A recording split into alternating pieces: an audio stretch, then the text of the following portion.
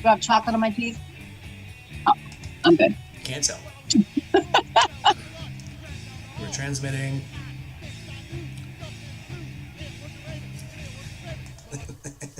Hey everybody, welcome to Saturday night. Welcome to Rainy Rider. So this is Rainy Nights, this segment on YouTube where I interview other moto vloggers and moto personalities. Gotcha. All right, I can hear it coming back through your laptop. See if you can turn your noise. Okay, hang on. Let me turn my volume off. Saturday night. Got it. All right. If you haven't been here before, I'm Rainy Rider. I ride a 2019 BMW Grand America and a 2021 Harley Sportster. Feel free to give the channel a like and a subscribe. Comment below. Tonight we have GmaRides. So would you like to introduce yourself? Well, I would. I'm GmaRides, and the backstory on that name is that my grandkids all called me Gma for a while there, and now, of course, they really do. But so GmaRides just kind of came from that, and I currently ride a 2015 Dyna Switchback, and in my garage I also have a 74 Sportster and a 71 Shovelhead. Right on. And I will ask you more questions about that Shovelhead because okay. I don't know if you noticed, I have a thing for Shovelheads. So, out of all those bikes, which one do you ride the most? What is your main ride? If somebody says, hey, there goes Gma, what's she going to be on? Oh, I'm going to definitely be on the Dyna. It's going to be a rough day indeed if I'm riding the Sportster, because although I do love it, it's not the most comfortable ride. But my Dyna, it's, other than the battery disaster the other day, it's a very reliable bike.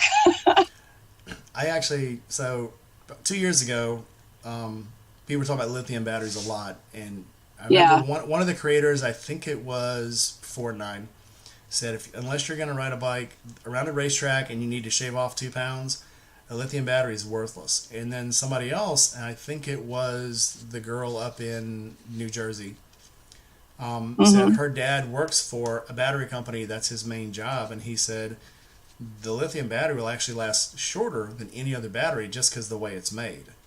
The lead acid, you can basically flush it out, get the crystals out of it, get the impurities out of it, put fresh acid in it, and you've got another 3 years on a 5-year battery. So I never would have thought of that. They do that in India. But you know, back in the day, we replaced our lead batteries every year anyway. I actually can squeeze 5 years out of a battery. Wow, so, that's impressive. Yeah. So yeah, I try, man. I'm thrifty. I've always been. I've always thought that if you want to be rich, act like you're poor and never spend your money. So we're still working on being rich. So yep. So how long have you been riding? Well, I have pictures of myself riding when I was 11, so I'm going to say 11. One of my first memories of riding is so 20 years you've been riding. Sure, yeah, we'll go there. 20 years. But my first memory is my dad throwing me on a little motorcycle and saying, yeah, you can learn how to ride, but you're going to have to fix it if you break it. So I was like, ugh. You know, as a kid, I didn't know how to fix anything. But, of course, you know what happens right after that. I was hauling ass up a neighbor's hill, and I hit a tree. And I broke a clutch cable. So I think I was 12 when I did my first motorcycle repair. Nice. That's early for a clutch repair, but nice. We've got a lot of people in the audience tonight, so nice. Let's see. We have Dinah Pillion Style, my Pillion in the audience. Adventure Live channel's here, Downtown 650, my childhood friend. Anthony's here, Sky's Limit. And Connie Scapes. So you must have brought her in. Oh, yeah, I did. Connie's my buddy. All right. She wants to hear about my sweatshirt, I see. Yeah, answer her. We're here to please. Okay. See, check this out. My daughter, Odessa, made me a T-shirt, or a hoodie, actually, designed on my logo. She fiddled around with it a little bit, and the back of it's pretty cool. I won't show that now. You'll have to see me riding to check it out. Well, there you go. Yeah. I guess we're all going up to the Pacific Northwest. I got there you go. food, so I'm coming. Yeah, come on. So Aaron just popped in. Hello, Aaron, my little brother. It's funny. Nice. My redheaded brother and my little brother haven't met yet. That's gonna change at the camp out. So I wish you were coming, but Well, I wish I could too, but I can't make it happen in March. all right, we'll wait for you. That's the good thing Okay. about the internet. It seems like you're always here, and I I swear know. somebody missed the camp out last year, and I swore they were there because I remember seeing all their videos, and I could have sworn that I actually saw them at the camp out, and I didn't. So, all this video is a great thing. So, good Oh stuff. yeah. So we touched on this, but are you a fair weather rider or a rough rider? Well, I'm like you've said, I do live in the Pacific Northwest, and so if you're a fair weather rider up here, you're not a rider. I have rain gear in my saddlebags at all times, and I don't generally leave in a downpour, but it's not unusual to go out and get caught in one, Hmm. or slush or mud or that kind of stuff. The So South's yeah, about the same, but it's just about 20 degrees warmer when it does pretty it much, here. yeah, yeah. I remember Doodle went overseas. She went to the Triumph factory, and they said basically if you're going to ride in England, you're going to ride in the rain. There is Oh yeah, no rainy days. It rains every day, at least for an hour, every day. And yep. that almost would seem like a joke, but it's true. I went to Plymouth, England, was there for a week with the Navy, and it literally rained at the same time every day for about 2 hours. And they called it welshing because it would just come down. It would come down from every direction. It was like it would come down from the top, down from the bottom, and when it wasn't actually raining, there was just this fog in the air that when you walked through it, it would just stick to you. And the Pacific Northwest has that too because I went up there to visit a friend up in right outside of Oregon, outside of Portland. Uh-huh. And it was that way there too. It's like as you walked, you just got wet for no reason at all. Oh yeah, You're just wet. Portland's like that. Yeah. Yep. So we touched on this again, but how did you get into motorcycles? So Well, 11 my years dad old. basically threw me on one, and then off and on rode through the years, and then my brother back in the late '70s got a Yamaha, and it was much more convenient to take me around with him than it was to have a bunch of girls want to hop on his back seat. Yep. So I rode around with my brother on his motorcycle, and that was kind of how I got back into it. And then he was like, well, in an emergency, you should refresh your skills and learn how to ride again. So he, in a parking lot, I hopped on his Sportster, and he stood there and yelled at me, and I learned how to ride again. And, yeah, trying to remember when that was. I think it was 1980, 79, something like that. Yeah. Yeah. But between that, my dad and I had some street riding stuff where before that it was just trail riding. But one of my trail ride accidents, kind of, that I recall was I don't remember how old I was. I wasn't a teenager yet, but we were up riding the hills and it was gravelly out, and I went around a corner and I washed out in the corner because it was gravel, and I got stuck underneath the motorcycle. Had shorts on. I had a burn on the inside of my leg that was huge until somebody came along, and they helped me get out from under the motorcycle, picked it up, and took off back to camp. But yeah, I think every so that was an early crash. I think Yeah. every girl that I know that started trying to be cool when they first started riding was riding in Daisy Dukes. And I wasn't Yeah. a girl, but I was a guy that I did it too. I'm riding in cutoff shorts, a t-shirt, aviator sunglasses until you have that one bad wreck that you're like, you know what? Pants are a good thing. I think I'll wear pants. Oh, yeah. Yeah. And, based on that, and one time when I moved the Sportster with shorts on, and I had remounted the coil onto the side of the battery box, and the coil didn't have like a protective rubber cap on the top of it. So I had shorts on, hopped on the Sportster, going to move it from the front yard to the back, and whoa, I don't wear shorts anymore when riding. I did that on a spark plug one time. Yeah. The cap was leaking. I threw my leg across it Yeah. to back it out of the garage. Same thing, back it out of the garage.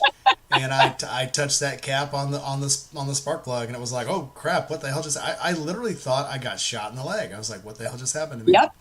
Oh yeah. It's I was abrupt. like, what the hell? It was crazy. So Connie wants you to tell us about your stranger danger. Stranger danger? Yep, riding with people that you don't know very well. Connie, I don't generally ride with people I don't know very well. I'm okay with them riding with me, but it's usually behind me. I don't remember. More information, Connie, please. You're getting dimed More out by your information. you're getting dimed out by your daughter too. She says Is she? we always had to wear pants and real shirts on bikes growing up because mom said so. Oh, my grandson's here too. Oh, is that Perry? Perry Rooks. Yeah, Perry. Well, hello to everybody. Hello to the fam. It's good when family shows up in your It interviews. is. Thanks, everybody. It keeps you honest. Oh, yeah, definitely that. Yeah, of course, they've all heard these stories anyway. So you said your dad got you into riding, but who now, 20 years later, keeps you riding? Who inspires you? Inspires me currently? You know, actually, when Shade Tree was doing that thing where he was coming across country on that Shovelhead, I had just come back from North Carolina on my Dyna, and having rolled through those exact same conditions, you know, crappy, hot weather, long days, detours, this, that, the other thing. Yeah, so watching him do some of that stuff is an inspiration, but on a more personal level, I have a friend that I've known for a long time, and right after my brother died, this was the friend that I was like, after my brother died, I inherited his motorcycle, his Sportster. And so this friend was always, well, yeah, you can ride it. You can fix it, you know, because it was a kickstart. So, you know, who wants to kickstart a 74 Sportster? But yeah, so this guy was always there. Yeah, you can do that. Yeah, you can do that. And he's still there, and he's having some problems now, but he's a good friend. Good. I love hearing that. Yeah. Your friend's coming in. So Casey's in now. Hey, Casey, how you doing? Shade Tree came in. Shade Tree, one of our biggest. We were just talking about him. So Josh, totally missed you, Josh. Hey, Josh. Blake Hello. Rides is here. Mad Yankee's here. Chanel Van Every says you're inspirational. Yep, I did. I did say that about you, Josh. Oh, everybody loves GmaRides. This was a good idea to get you on here. All right. So, anybody have any questions? So if anybody has any questions, make sure that you lead it off with my name. That way it'll pop up in orange, and so I'll be able to see it. Because I know a lot of times in the chat, people will be having little personal chats, and it goes really, really fast. So to make sure that I see it, just put it in there where it'll highlight it for me. Yeah. All my friends are here if you tonight. haven't been to my channel, the method that I got my Sportster is in 1982, my brother and I were out at a ride, and he went swimming, and he didn't come back. When we went home, I was looking through his things, and I found that he had put my name on his title for his Sportster. So, although it's my bike, it's always been Walt's bike. So, if you want more details, go look on my channel. Feel free to subscribe while you're there. Please subscribe to us. If you like what you see, Yeah. like, subscribe, comment, hit that bell for more interesting content just like this. But yeah, and if you want to know how I got my Shovelhead, that's a story too. I think it was 1984 Odessa. I don't know. She was pretty young back then, but I had an old El Camino I paid a couple $100 for. And so a friend found me a really good deal on a Shovelhead because, you know, nobody goes cross country on a Sportster, although I did, but that's another story. But so I went and we looked at this Shovelhead, and it was $1,000, and there was, I think, 4 boxes and a frame and some cases and some flywheels and some other bits and pieces of crap. And I think there was 1 tank with it, you know, for the set of fat bobs. And so I was like, it looked like it had a clear title. We are not going to discuss numbers matching or anything like that at this point because it's in my name now, and that's the important part. But So I paid for it, and we loaded it up in the back of the truck and took it home. And I've thrown up a few shorts about the Shovelhead on my channel. And so I hauled all these parts, and my garage that I had my Sportster in leaked everywhere, except where the Sportster was. So there was no garage room for the Shovelhead bits. So I backed my truck up into my mom's backyard, and I hauled every bit of those parts down a set of cement stairs into her basement, where they stayed. And I played jigsaw puzzle with them for a while. And I went to some swap meets, and I sourced some parts and this, that, and the other thing, and started kind of jigsawing it back together. And, well, my mom comes down one day, and she looks at the front end, and she looks at all the other work I've done, and she's like, you know, you're going to have to get that back up these stairs, honey. I was like, oh, shit, yeah. My mom's pretty smart. So I rousted some friends, and then the next weekend, over the next couple of weekends, we went out and we did a hot tar job on the back garage roof. Yeah, that's not a fit story to tell either, because that was horrible. Too late, you didn't told it. Yeah, have you ever done hot tar? Yes. Yeah. So I grew up in Texas, and blacktop was still a thing there. So yeah, they were dirt until they would go out and blacktop them. And you always, at least for 3 or 4 days, you're taking the tar home with you when you come home. Oh yeah. I mean, there was these big 5-gallon buckets of this crap that you dumped out, and you slapped it all over the roof, and then it sticks to your hands. And at the time I was in nursing school, so it was fun, not so much. Good times. Well, as long as you can clean up for work, you're fine, right? Oh yeah, sure. So anyway, that's kind of the short story on the Shovelhead. So, would you rather a solo ride or a group ride?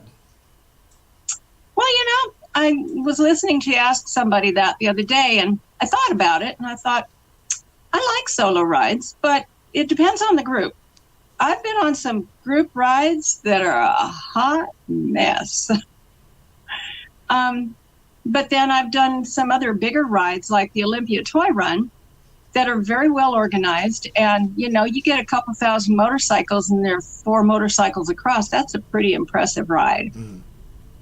So it depends on the ride, and it depends on the riders. Totally agree. Yep. I've been on rides with 10 people that was a hot mess, and I've gone out for toy runs with 3 big groups of 300 or 400 people, and it was like buttered toast. So it's like, it's the people you go with that make the ride. It really does. Yeah, it's all about the planning. So I'm assuming you've been around the moto world for a long time. You've been to a lot of moto meetups. What's your favorite big recurring moto meetup? Well, I'm going to have to say it's got to be one that I haven't been to yet, because I've been to some of the bigger ones, and it's like, okay, been there, done that. And it seems to me like the larger ones are mostly just merchandising opportunities for a lot of people. But I like the smaller ones. I've been to a few things down in Oregon, and it's fun to wander around these little booths and talk to people that you only talk to once in a while. And I'm looking forward to doing some of those things on the East Coast in the next few years. We're definitely looking for you. Everybody in the comment is saying you have got to make the October meetup. It's just got to happen. I'm going to try and be there. So somebody's going to have to pick me up in the airport, guys. Not a problem. You'll get picked up on a motorcycle, I promise you. Not a problem. So Shade Tree, if you've still got, the Gull Wing, will you pick her up at the airport? I think that would be awesome. All right, sure. I'll pick you up on the Beamer. I mean, everybody's got Gull Wings now and big touring bikes. Somebody will pick you up, I promise. So I saw that my daughter said something about going to Sturgis, and I do remember growing up, she always wanted to go to Sturgis, because I think it was in '90 I took off and went on my Sportster. And I left her and her brother at home with some blank checks, and they were in high school, and they partied the whole time I was gone. So growing up, she always wanted to go to a major rally with me, namely Sturgis, and we did that in 2016. I went with my daughter and her then significant other, now husband. one of our family friends and one of my adopted grandkids that I taught how to ride that year. We all took off and went to Sturgis. It was so much fun. So it looks like we're going to have a convoy of bikes going to pick you up at the airport. Shade Tree says, no problem. We're going to pick you up. Yeah, this will be very cool. How cool would it be to go to Sturgis with your mom? I mean, yeah, really, pretty much. We're would be awesome. Cruising down Main Street having shots. And so then, of course, at those bars where you can pay guys to give you body shots and stuff. No, I don't know what that. No, I've never done that. No. Oh, well, you can pay a guy to give you a shot off his body. No. And it's just fun. So I paid for that for my daughter. Money for the channel. All right. I'll do it. Yeah. I'm in. So, as far as single meetups, these are the ones that just happened once. People have said, hey, let's go here, let's do a motorcycle thing and have a nice time. Have you ever done that? What was your favorite one? I'm sorry, question? So, okay. So we have, obviously, every year the Forgotten Angels twice a year. Right. And then every once in a while, we'll do just a random one like Echo Bluffs, Eureka Springs, the Jack Daniels. They just happened one time. We'll probably never do it again. But it was a fantastic meetup. Have you ever done a meetup like that? What would be your favorite one? Well, it was just random. And it's something that they plan every year. But one time we went down to Oregon to a party. And it's something that they do down there in Oregon every year.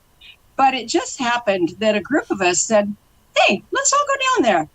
So we all met, and everybody pretty much made it at the appointed time. And we actually made it to the first gas stop with no breakdowns. We made it to the second gas stop with no breakdowns. And when we got down there, that was when the pack parted ways.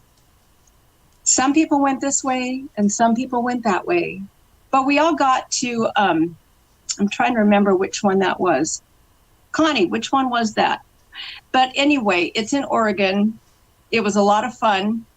It was the people, and some of them aren't here anymore. And it was great. Yeah, the people make it. I've said this before, but when we went to Eureka Springs, it was supposed to be a really nice Easter weekend. It was supposed to be like in the 70s, high 60s. It ended up being, it rained the entire time. And it was in the like mid 50s, high 50s. That was it. And the morning we left, it was in the 40s. But because of the people we went with, it was just a fantastic time. We had campfire. We got into, we probably spent most of the time out in restaurants and in pubs because it was pouring outside almost the entire time. But it was one of the best trips I've ever taken. It was just fantastic, even though it rained the whole time. Yep. Yeah, and I've been on those trips before where it rains every second. And for that matter, in July, I went cross-country with a friend. And we went back to North Carolina and did the Dragon and all that stuff. But there for, I'm going to say, 6 days straight, we hit rain every freaking day.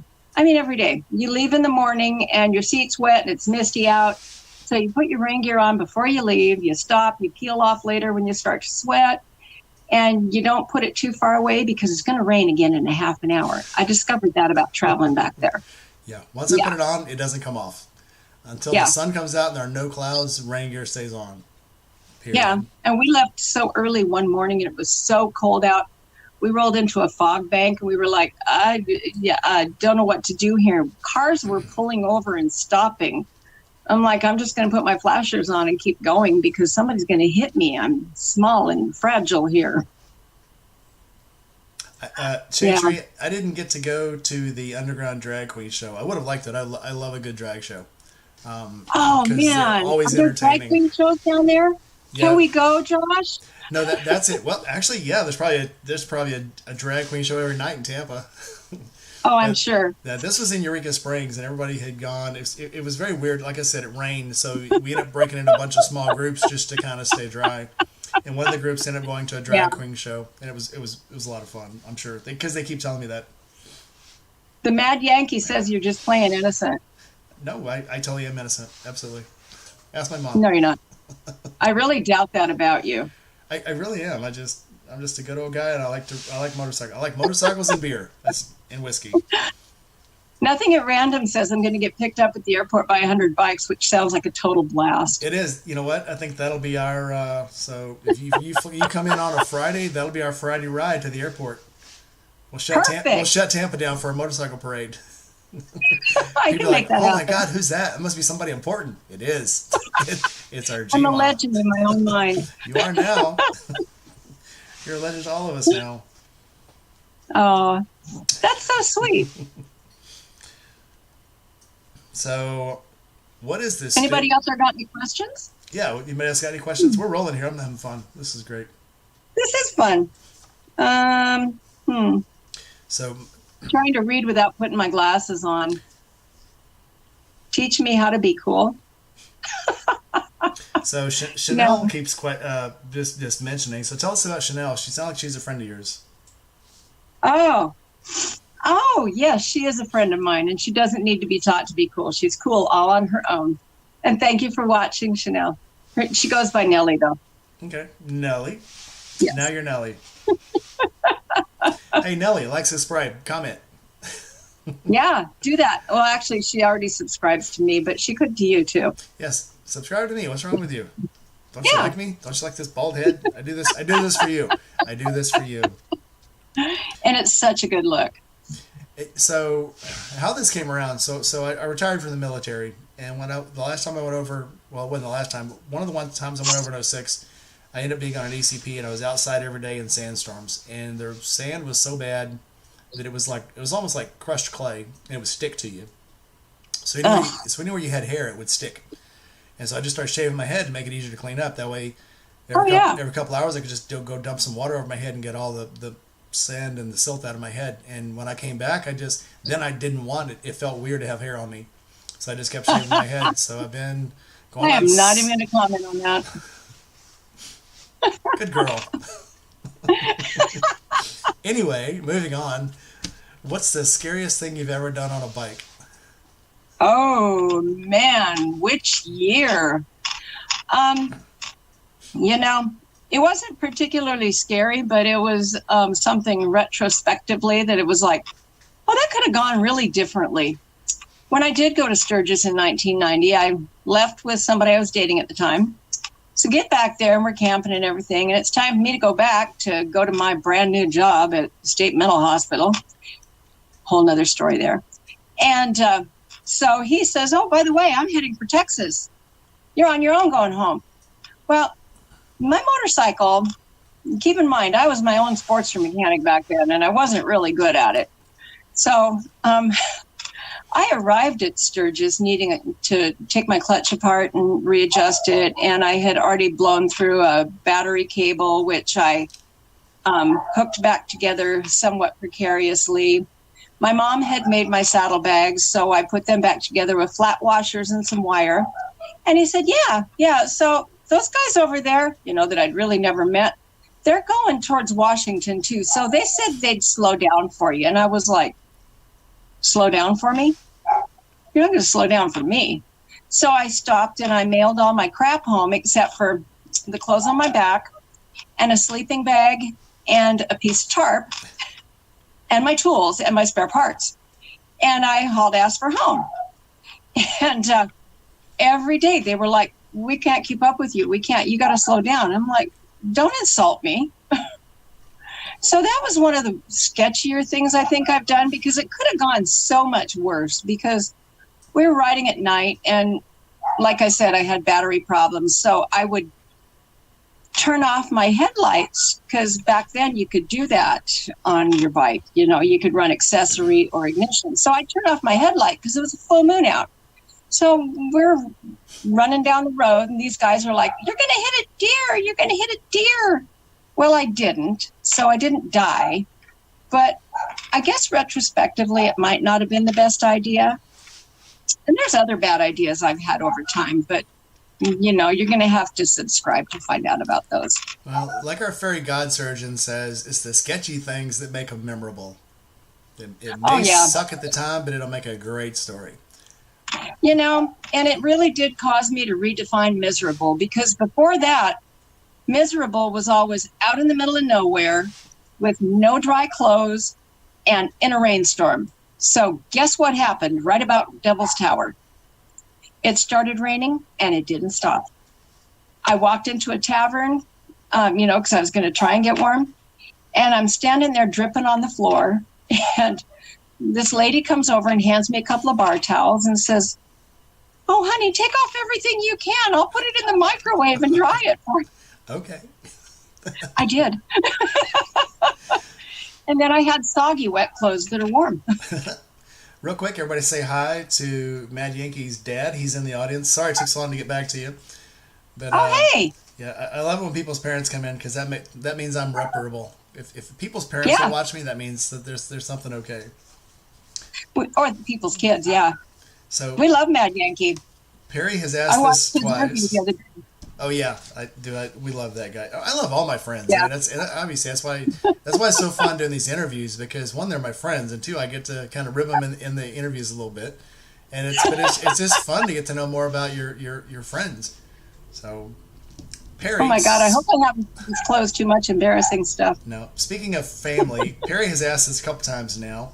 Do you have any intentions on furthering your motorcycle collection? I do. Eventually, the Sportster is going to go to Perry, so he's going to have to learn how to ride. That's why he's so interested in it. Yeah. And my next motorcycle is going to be some sort of an ADV style bike. And I'm currently undecided between an entry-level Triumph, or I could go big and go Pan Am, or, just something just to start with.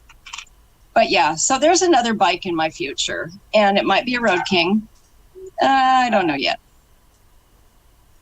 Kind of up in the air about it. I always plan on getting one more bike.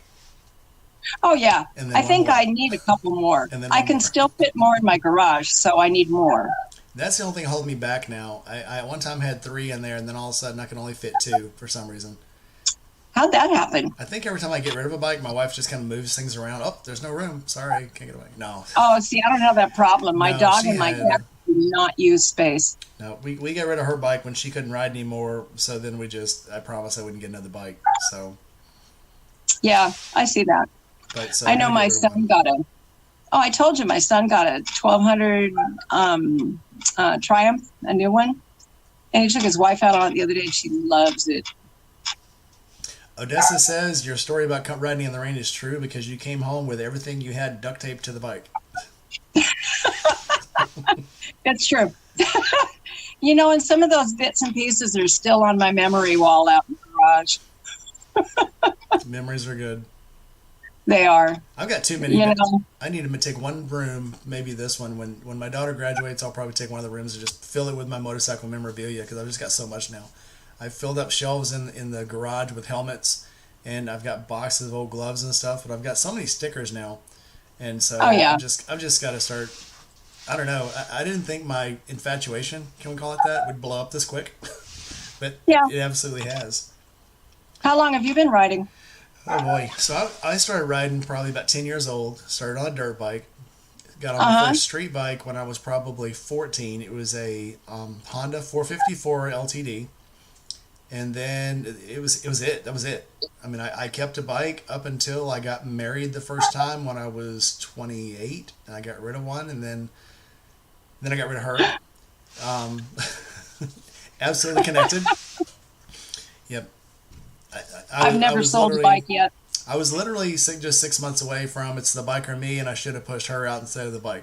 So I should have, and I would have been so much happier. Yep. But anyway. Oh yeah. So of course, the wife I have now, we've been married for 23 years. The wife I have now. Yeah, he doesn't mean that like it sounds. Well, she basically, I told her I miss having a bike, and she's like, get one. And it just so happened, like the neighbor who we rented from had 3 bikes in his garage and was selling one.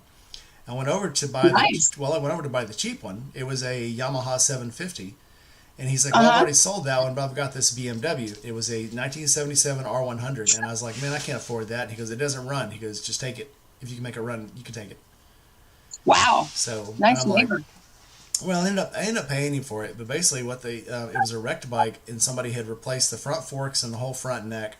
And when they put the wiring back, instead of like splicing it and putting butt connectors in, they just twisted the wires together and wrapped them in black tape. Oh, well, that's going to last. So it did not. Yes, it did not last. There was a lot of shorting, a lot of blown fuses. I got it in my garage, soldered everything up, and I was riding it literally in an hour. I was riding it, and You know, then he kind of changed his one of my, tune, but he's like, yeah. then he wanted money for it, so I did. It was One, a fair trade. one of my buddies had borrowed, I was going to go to Sturgis to the races with a buddy that had a top nitro fuel bike, but I got hurt pretty badly at work and I couldn't go. So he was like, well, okay, but can I borrow your Sportster for a pit bike? I'm like, I'd rather you'd take the Shovelhead. And he's like, no, I want the Sportster. It's quicker. So it's like, okay. So they come and they load it up and I'm standing there all gimped up and crying, but I love Steve, so I'm letting him take my bike. And so Doug's like, okay, any quirks? And I'm like, it's a Sportster. And, Steve knows everything I've done to it. So they get it back there. And Doug tells me this, I think about a year or two ago. I've just finally heard the full story. They were using it for a pit bike, and Doug was doing a parts run on it. Well, he hit a bump at about 90. And the engine was only held in the frame by a couple, 3 bolts anyway, even on a good day. And apparently he pinched off the coil wire, so dead in the water. Their big story was that they got the parts back in time for Steve, but Doug was pissed because he had to push the bike because, nobody going to leave someone else's Harley by the side of the road. And so Steve said, well, when she comes over here to pick this bike up, number one, it was filthy, which was no big deal. But number two, Steve was like, it's going to take her 15 minutes to get it running again, and you guys are going to be idiots. So I walked over and I looked at it and I was like, have you had it on a battery charger? Well, yeah, it's been on the charger. Okay, cool. So I go over and I fiddle around and I look underneath the frame because it's done it to me before.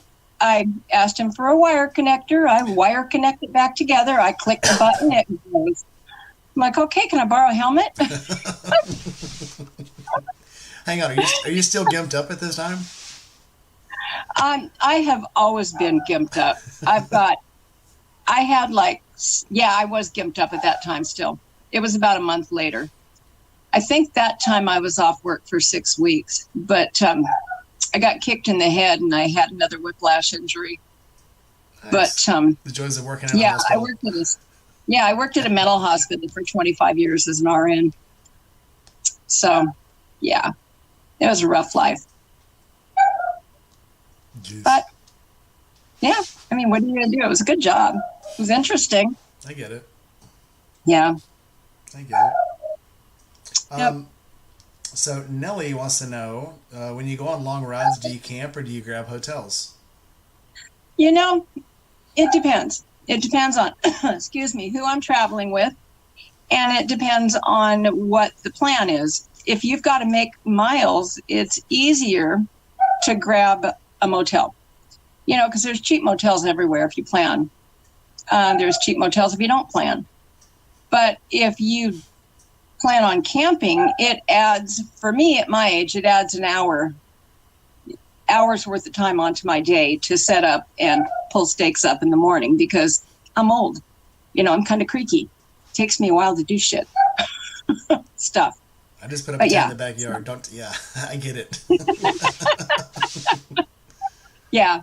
I tried putting up a tent in the living room a while back to test it out. And the cat likes tents. I won't be doing that again. Yes. Yes. Yeah. Ours does too. We tried putting it up. First we tried putting it up in the living room and it would not fit. And I'm like, this is a bigger tent than I thought. So, before we had it's not like a really Walmart special, but it was a 2-person tent and it was pretty small, low profile, it was only probably maybe 3 feet high. And we just got the Lone Wolf, which is the Lone Rider version of the Lone Wolf, but it's like, it's about a quarter of the price. It was only like $150. It looks just like it, made in the same factory, I'm absolutely sure. I think I've talked about this before. All the Chinese stuff gets made in the same factory. They ship it to different distributors. They put a different label on it and ship it out. The bag it comes in is just like their Lone Rider bag. It looks just like it. Probably got the same label on it. But so we've got it in the backyard. Yeah, and the cat, I'm trying to carry it out to the backyard. The cat keeps trying to jump up in there where it's making a pocket when I'm dragging it. She keeps jumping up into it. Little nut. Yeah. Yeah, I'm going to learn how to do tent repair because the one that the grandkids like to play in has a big old cat claw right in the middle of it. Yep, they actually sell little patch kits, just like we know. Oh yeah. Well, you remember like me the old rubber repair kits for pools and for the floaties Oh and God, stuff. yeah. So they still sell those and they work really well. So they're not and they're Yeah. cheap. They're cheap as heck. You get them on Amazon for Yeah. almost nothing. Yeah. For a play tent, I'm not going to buy a new one.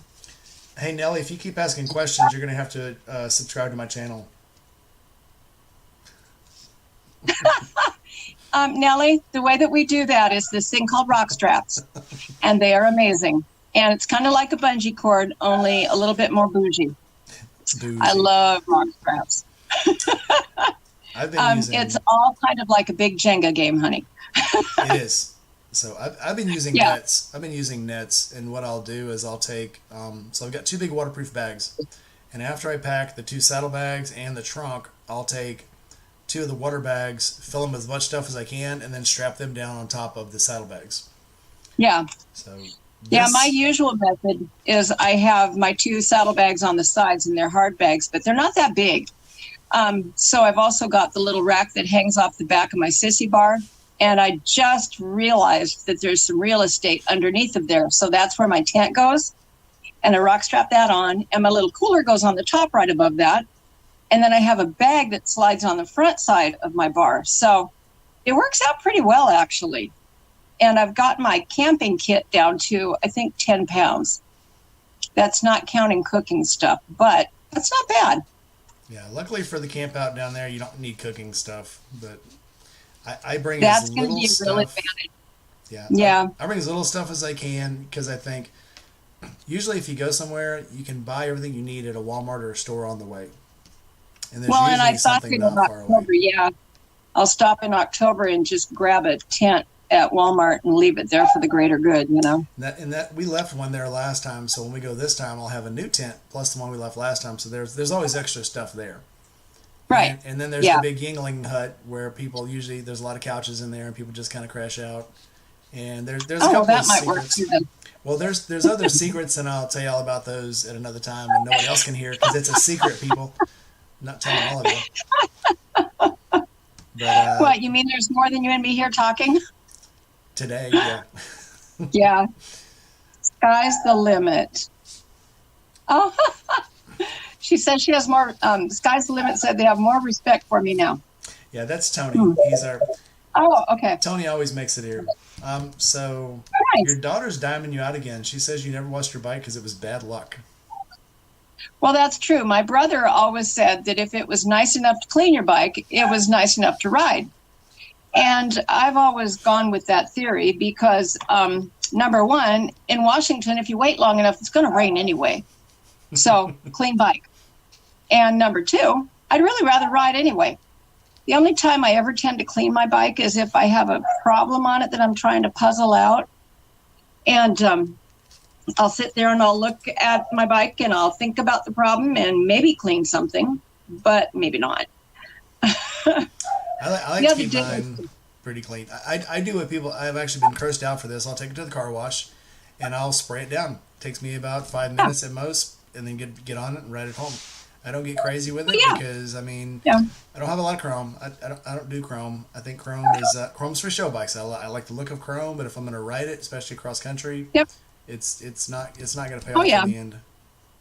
And my But that's just me. Sportster's a really pretty bike, but it doesn't go out in this weather because it's mucky up here most of the time. But the other thing is I've got a torn rotator cuff, so it's an old Sportster. And the clutch on that thing is a really hard pull. So by the time I get done yarding it in with this one and hanging on with this one, it's miserably uncomfortable to ride. So I can ride it, but I don't like to. It's not a cross country bike. It's definitely not a cross country bike again. It's like, I tell people it's like driving a Corvette or a Cadillac. So Cadillac. is this the same one that you loaned to your friend? Because there was Yeah. something interesting about that story. If I get my Sportster above 70 miles an hour, it starts to, after about 10 minutes, it starts to shake and rattle and roll. And I Well, can't yeah, imagine. it's a Sportster. Yeah, I can imagine. You said he hit a bump going 80. I'm surprised Oh, yeah. it didn't just disintegrate. Well, I mean, back in the day, I had that Sportster pretty stripped down, and I was a lot smaller then. I weighed, I think, $125, but and I had it re-geared and a little bit more competition of an engine on it then. So it would do 80, and it did 80 all the way back from Sturgis, especially when I lightened its load. I think what slowed me down, I tried to take it down to Louisiana. I think what slowed me down was because I had put hard saddlebags on it. And it just caught the wind in a totally different way. Yep. And it did not. Yeah, and I don't have a windshield on it. And the saddlebags were like, really little teeny tiny leather ones that my mom put together for me. And still got those, as a matter of fact. And she had also done some leather upholstery for a seat for my Shovelhead for me. And so I've got that on my Sportster too, still with her original prototype stitching on it. I love that bike. But it's always Walt's bike, so. So the Sportster is going to Perry. Yes. So what is Perry? Sportster's going to Perry. What is Perry going to do with this bike? Well, he's going to have to learn how to ride it or give it to a museum. But, when I'm gone, it won't matter. So what are you going to do with it, Perry? Answer us in the comments, Perry. What's your plan? Yeah. How old is Perry? 26. 26. He's old enough to have a plan. He needs a plan. Help me out, Odessa. How old is my grandson? My oldest grandson? Oh, shit. So, yeah. Nell is asking. Nellie, how old is Perry? Oh, Nellie says that Perry's going to take her for rides. Nellie is I asking think that she needs a ride too. Nellie's asking if we've ever gone on a trip that was so long, we said, wow, that was too long. I'm never doing that again. Never. I mean, I've gone on trips with friends and been like, I don't want this to come across mean, because I'm not meaning it in a mean way. But I think that lots of times people, when they take off, they don't really understand the difficulties of a road trip.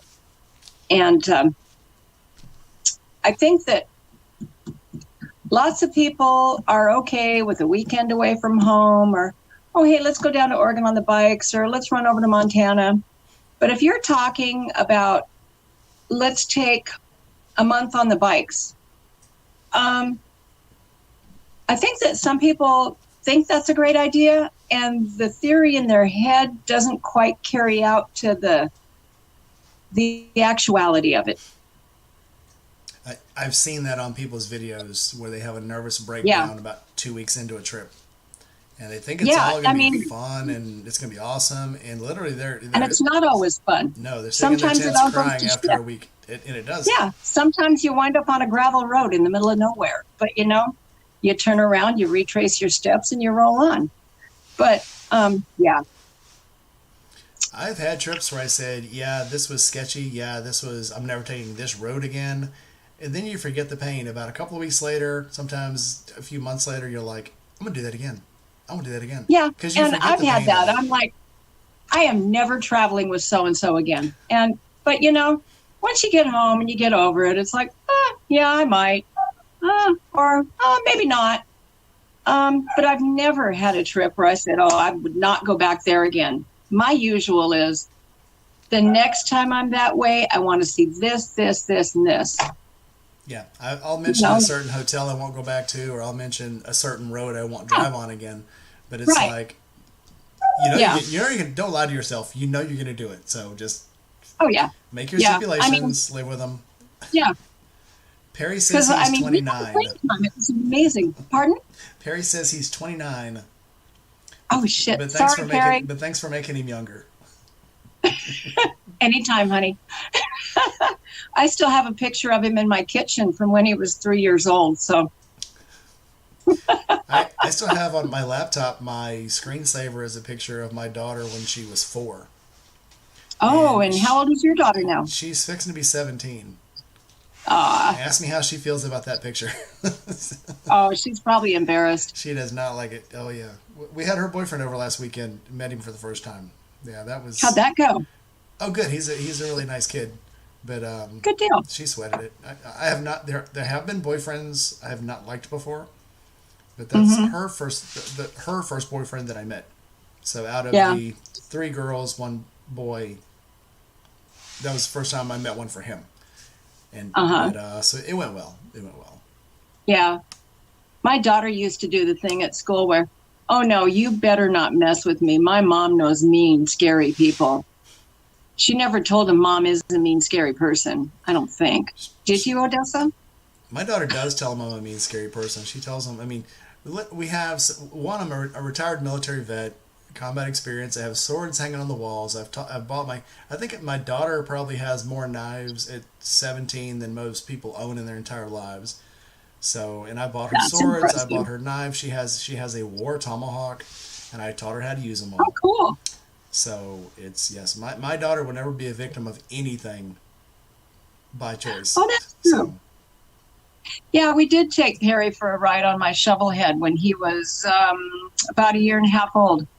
He It was so cute because I had the bike running and all I had on the back was a luggage rack because I don't believe in an extra seat back there. So Odessa hopped on behind me and we wedged in between us. And he kept trying to climb up my leather jacket to look around my shoulder.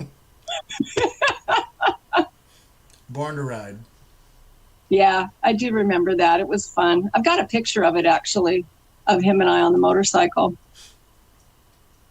I tried to give my Shovelhead to my son. He gave it back twice.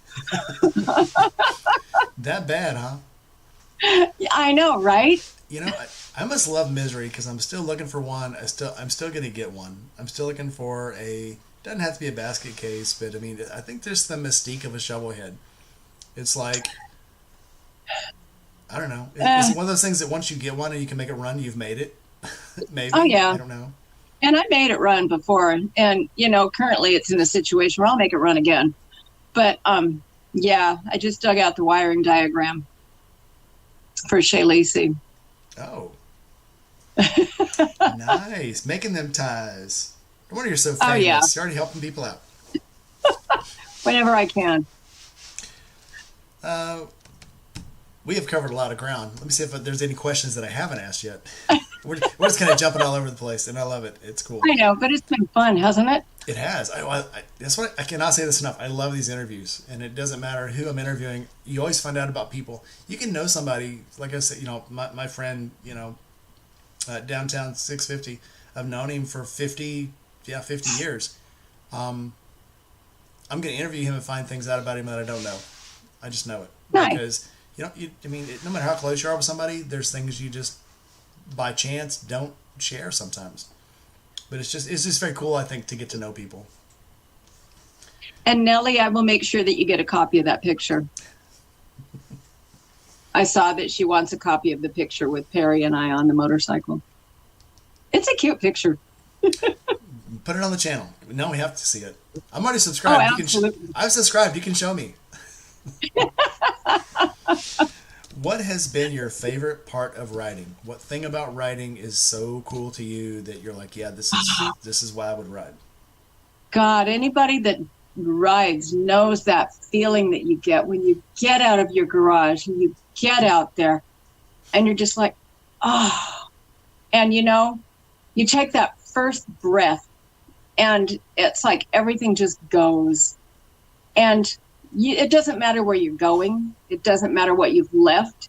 It just matters that you're going somewhere. And I mean, to sound sappy about it, it's just like, this is all good. Mm-hmm. And, even if my riding companions suck, if I'm in the rain, if I'm riding through slush, doing something sketchy, it doesn't matter because I'm on my motorcycle. And that's like, other than my family, that's my very favorite place to be. Oh yeah.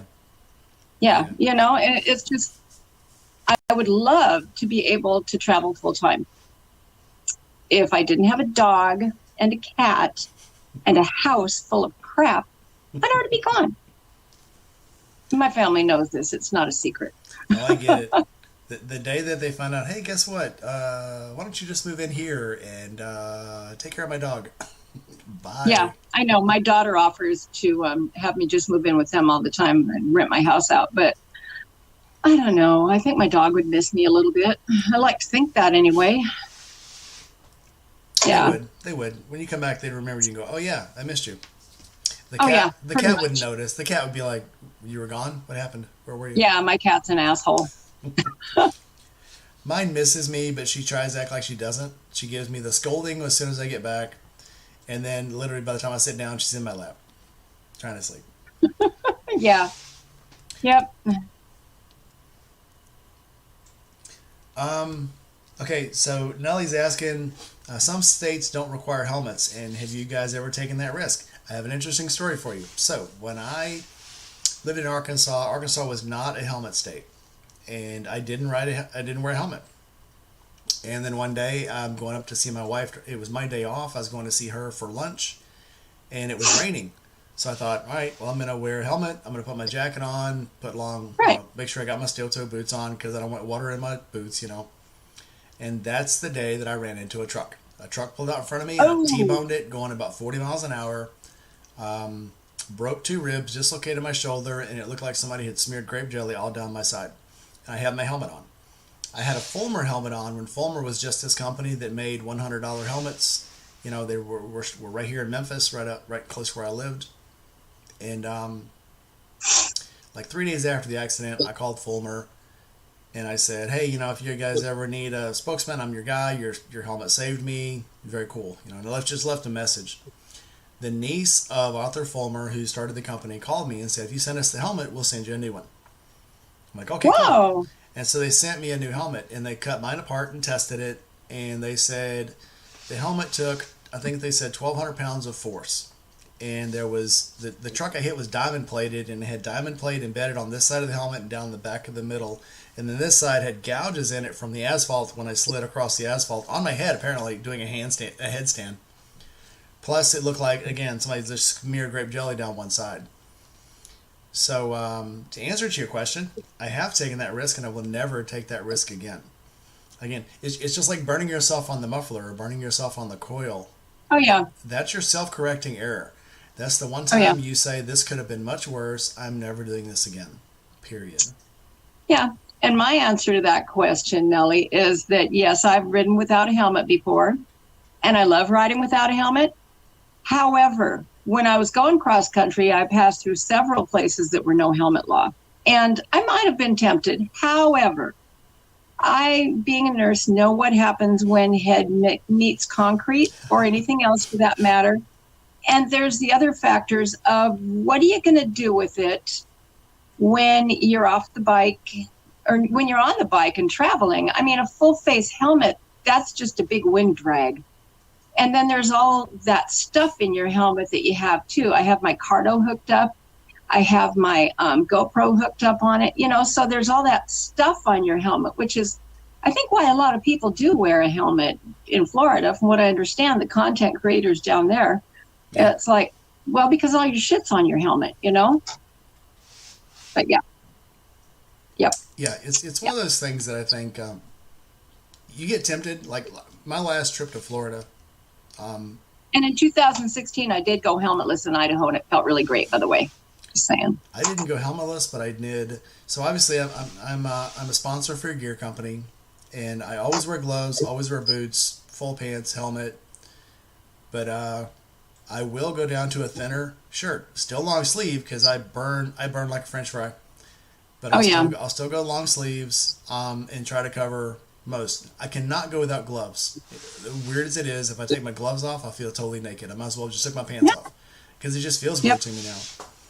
Yeah. So, again, that's one of those things from punching gravel, punching bees, punching flying things in the air. Just something I don't do. I think that we all get our certain personal needs as far as, this is the gear that I have to have in this weather. This is gear I have to have in that weather. I can set myself up this way for that. And, when we were going across, the person I was traveling with was full face helmet, not even cracked, full jacket, Kevlar-ish riding jeans, leather gloves, everything. And I'm like, that's fine. You know, not putting her down for it. She's very safe. And I'm out there riding in a full face helmet and one of those SDF 9000 shirts and gloves. But, you know, everybody accepts their own personal risk, and I accept that. I didn't get stung by any bees this time. The last time I was out in the summer riding with a leather jacket on, I had a bee go up my sleeve because I've lost some weight, and so my jacket's too big. Sucker went up there and stung me like 5 times. It was so painful. I definitely close my sleeves when I ride. Yeah. That was somebody's, and I can't remember It who was so hot out, though. That was somebody's reason for not wearing a helmet, is because if they got a bee in it, they couldn't get the bee out. And it's like, that's probably the least of your worries. And that's like, you know, there's some truth to that maybe, but that's like the old, if you have an accident in a car going 100, your seatbelt will cut you in half, so you shouldn't wear it. And it's like, time out. Yeah. Time out. There's other things that are going to happen to your body if you're going 100 miles an hour and hit a wall. Besides, your seatbelt is probably the least of your worries. That won't matter. Your lacerated liver, they could probably fix. I'll tell you that right now. Yeah. It'll grow back, actually. Your liver is known to regenerate itself. Yeah, your head won't grow back. Sorry. No. Nope. Ever. No. Does anybody have any questions? And yes, Diana, that was a big ouch. At the next stop, I took an ice pack, stuffed it up my sleeve, and we rolled on. So we're going to get into personal preferences now. We're going to keep looking for the comments because we do want more. I love getting questions from the audience because it shows that they're actually watching. What bike for a new rider that's already gone through the MSF, has done this 250, got used to the 250, and now says, I want to move up to a bike that I can maybe work on myself, ride myself, and it won't overpower me, what bike would they get? You know, as much as everybody dismisses them and beefs them up and everything, I personally think an 883 or a 1000 Sportster is a great starter bike. Are you there? I'm here. Are you there? Oh, you're freezing up on me. Can you hear me? Yeah, I can hear you, but your screen's freezing up. Okay. I am still here. So what reason would it be a Sportster? Well, because I don't have a lot of experience with anything else. Although I do know Hondas and Yamahas are both easy to work on. My own personal experiences with Sportsters and Harley Davidsons, so that's kind of why I'm basing it on that. Okay. I'm for it. I got a Sportster. And I was telling somebody the other day, the things I hate about it are the same things that I love about it. Things are so easy to change on it, but at the same time, you've got to change so many things on it to make it a personal bike. So I just lost you. I'm starting to lose you. I'm starting to lose you too. Yeah. You're still there. We're still broadcasting, so just keep talking. If you don't hear me, okay, cool. We're still broadcasting, so we're fine. Okay, well, if we lose everybody, it's been great. I love you all, and subscribe, like, comment. We'll try to whip through these real quick. I'm sure it's probably the 6 o'clock news crowd. So if you could get on a bike today, you don't have to leave from home. You could leave from anywhere in the world. Get on a bike today. Money's not an option. Time's not an option. Where would you go, and where would you ride to? I would go to Europe and go all over hell over there. Hey, Shay just Shay popped in. Tree left his computer open, and Shay just popped in to say hello. Hi, Shay. Hello, Shay. Shay, since you're here, if you can get Josh to give me your boot size, I have some boots for you, but I need your size. Wow, I've been asking him for a long time, and I know your channel is probably clogged up, but give me your boot size. Oh, and Shay Lisa, what year is your Shovelhead? She'll come back to us. It'll give her a little time. Yeah. To... Yep.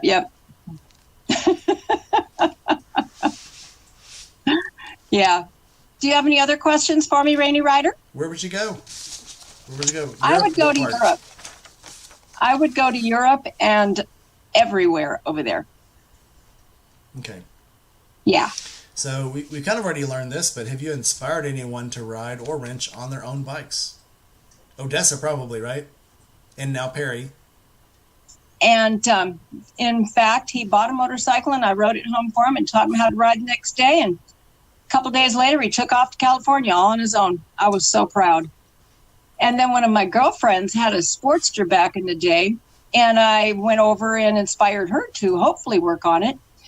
And subsequently, she decided that she didn't want. Oh, I'm breaking up now. You're back now. We still got Yeah. you. You're kind of. Okay. You kind of. We can All hear right. you still. It's just kind of blocking up into pixels. Oh, okay. Just keep going. I think we might We're have good. reached our time limit. But Oh, no, anyway, we're good. okay. But there's been a couple of other people that I've inspired to learn how to ride motorcycles, and a few women that I've coached through the process, and which was one of the things that inspired me to start my YouTube channel, actually. Okay. We're going to whip through these since our connections are to get bad, so we're going to try to whip through them. What bike would you ride one time knowing you could only ride it once and never get on it again? What would it be? Fuel bike. What would it be? Top nitro fuel bike. Oh, well, whose? That sounds very specific. So whose bike are we talking about here? Well, because a buddy of mine had a top nitro fueler back in the day. I told you about that. And I wanted to build one and ride it back then. And he said, oh, no, you'd kill yourself. And I would like that opportunity. To kill yourself? No, to ride one. Okay. Did you see that Shay said she's a 7 to a 7.5? Yep. And I think she means that Shay, is that a girl size or a guy size? That's a girl size. Girl size 7.5. Okay. Yeah. Oh, yeah, because she's tiny. She's a tiny little thing. Yeah. And, okay, so she also answered my question, so I'll send her wiring schematics for both of those. It's a multiple. Yeah. Kind of like mine was. Yeah. Is. Okay. So here's our final question. What is your toxic trait? My toxic trait is, well, I have a couple of them. I narrowed it down to a couple of them just for you. Thanks. I'm impulsive. And that's not always a good thing. And the other thing is, once I'm done with you, I am done. So, yeah. Fortunately, it takes me a long time to get to that point. I get it. Sometimes you got to save yourself from people. I told somebody the other day that sometimes it's okay for you to believe that somebody is still okay after they do something horrible or if they have traits that you can't get along with. Right. It's also okay to walk away from them and not make them your probable. Yep. Yeah. Yeah, and it took me a long time to figure out that I didn't need to make other people's problems my own. And so I've been moving on with that, and it's working out pretty well because I really feel like right now I'm living my absolute best life. Odessa says that you are all the good things in the world. Aw, I love my kids. That's awesome. I love my kids. They are the best. They sound like it. Very cool. They are. You know, we've always been a very close family. Yeah, very Sounds close. Very cool. So, one more question. So, if we all come up and visit, what you going to cook? I can make you some lasagna, or I could make you some chicken schnitzel, which is one of my favorite things to make. I do like a schnitzel. Oh, yeah. My chicken schnitzel is pretty bomb. I made a garlic studded pork roast one year for Easter that was pretty good, but lasagna is my best thing. Odessa says when you cut someone out of your life, you cut them out of all the pictures too. That was my mother. That sounds like a story. Yeah, that is a story, but that's for a different interview. All right. So we're going to go ahead and bring this to a close if we don't have any more questions. Do you have any questions for me? Oh, we're losing you again.